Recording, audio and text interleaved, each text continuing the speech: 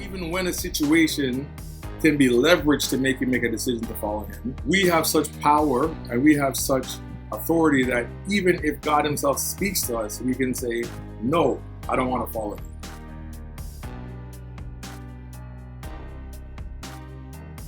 It's about people who are dedicated to God, you know?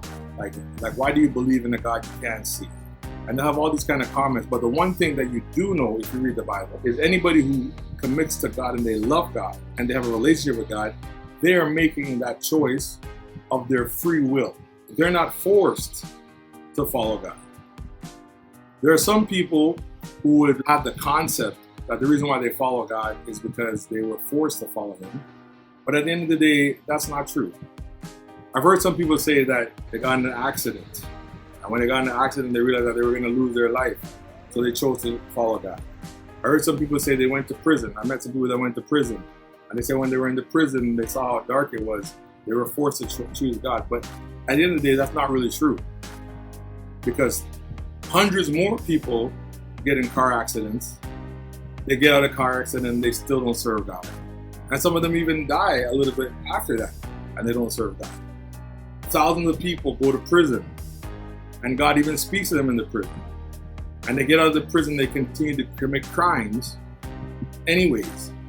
So even though God might set up scenarios that would cause us to make the right choice, at the end of the day, even when a situation can be leveraged to make you make a decision to follow him, we have such power and we have such authority that even if God himself speaks to us, we can say, no, I don't want to follow him.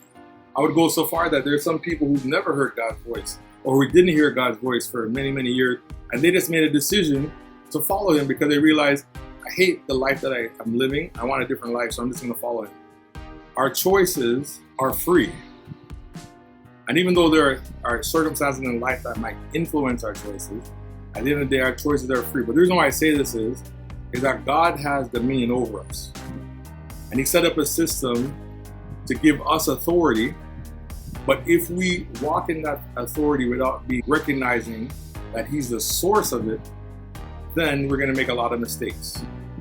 Even our perceptions are going to be incorrect. A lot of times someone will master something, and because they master that thing, we automatically say, oh, they're walking in dominion. But if they master that thing independent of God's design, of what God wants to happen in the earth, if they master that thing independent of a knowledge of who God is and a relationship with God, then they're not really walking in dominion. They're walking in darkness. So if I open up a chicken company and I season the chicken nice and the chicken tastes good and I sell the chicken like crazy and people buy it like crazy and I make millions of dollars, a lot of people in the world, a lot of people in the church will say, oh, he has dominion over chickens. And no, I don't. If all of that chicken restaurant stuff I'm doing has no God in it, has no design of God in it, then what I'm doing is simply killing chickens in the name of darkness. And when I'm selling it to you and you're eating it, I'm acquiring that money to do evil with it. And that's where we oftentimes mess up with dominion. That dominion is not about success or how well you do something. Dominion is about success and how well you do something for God. If there's no God in it, then what you have is not dominion. You either have intimidation, manipulation, or influence for personal gain. God wants to walk in dominion where we are conscious of the fact that we are using our abilities for his glory.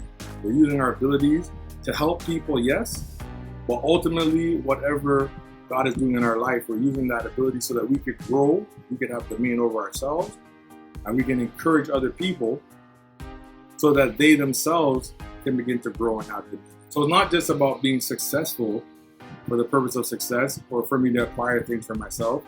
It's about being successful in whatever little thing I do or whatever big thing I do, whatever I'm doing it consciously because I'm trying to figure out the purpose of God for my life.